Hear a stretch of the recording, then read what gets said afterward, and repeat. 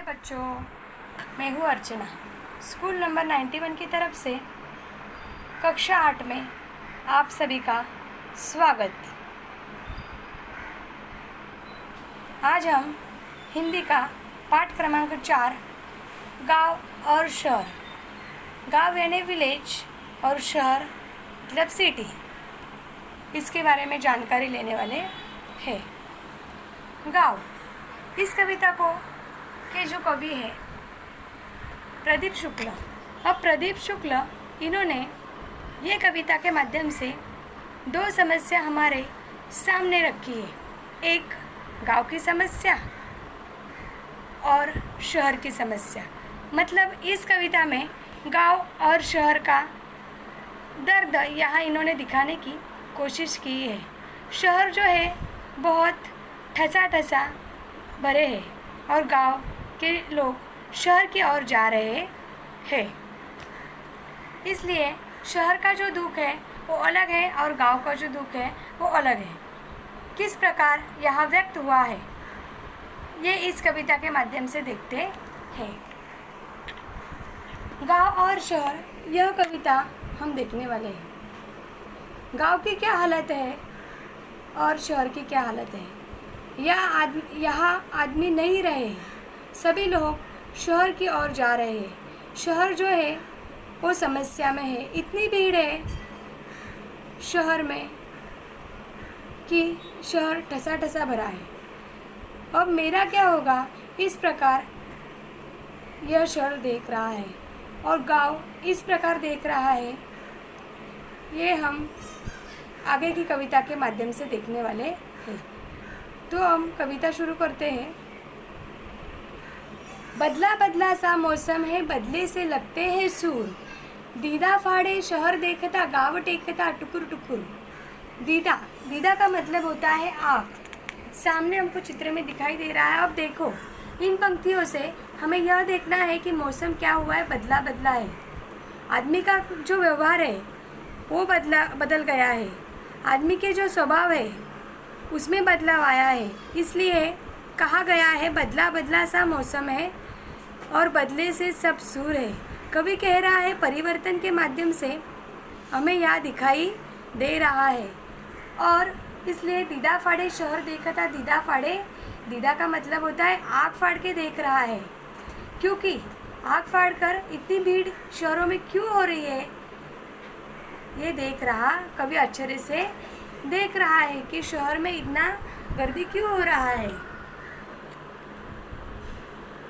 आगे, तील रखने को जगह नहीं है, शहर ठसा ठसा भरे हैं। उधर गांव में पीपल के हैं सारे पत्ते झरे हुए। देखो, आपको चित्र में समझा होगा, यहाँ तिल रखने के लिए भी जगह नहीं है। आपको तो मालूम है तिल कितना छोटा होता है बच्चों, तिल बहुत छोटा होता है और वो रखने के लिए भी जगह नहीं है। इसका मतलब गांव में सारे के सारे लोग, शहर से भी लोग इकट्ठा हुए हैं। ये इतना परिवर्तन आया है कि शहर बिल्कुल ठसा ठसा भरा है। यहाँ देखने से पता चलता है कि उधर पीपल के जो पत्ते हैं गांव में झड़ने लगे, आपको चित्र में दिखाई दे रहा है। इस माध्यम से कवि ये कहता है कि पीपल के जो पत्ते हैं मतलब वो गांव के यहाँ नहीं रहे हैं, शहर की और आ रहे हैं, ऐसा उन्होंने कहा है। मेट्रो के खंबे के नीचे रात गुजारे परमेश्वर, दीदा फाड़े शहर देखता, गाँव देखता टुकुर टुकुर। देखो कि मेट्रो रेल जो होती है, इसका ये जो खंबा है इसके नीचे एक परमेश्वर नाम का लड़का है। परमेश्वर मतलब परमेश्वर नाम का एक आदमी है और रात गुजार रहा था, मतलब वो रात भर उधर ही रहता था। ये इसका दशा है, इसकी बेकार अवस्था शहरों की है। इतनी भीड़ है, लोग कहाँ कहाँ रह रहे हैं, जगह नहीं है, इसलिए खंभों के नीचे रहना पड़ रहा है लोगों को।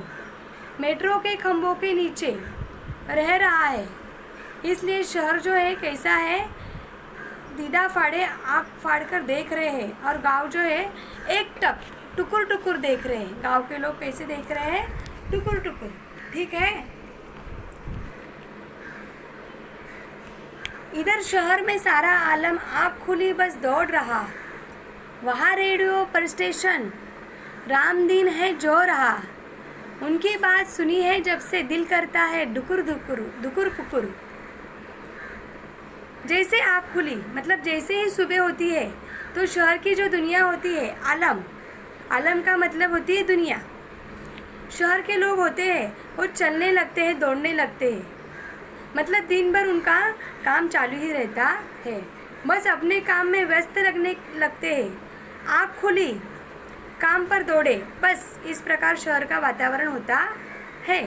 ऐसे वातावरण में एक रामदीन नाम का जो आदमी था, यह कहता है ये राह देख रहा है किसी ट्रेन की स्टेशन पर। ऐसे में उसे रेडियो पर कुछ सुनाई दे रहा है, वो जो कर रहा है मतलब प्रतीक्षा कर रहा है।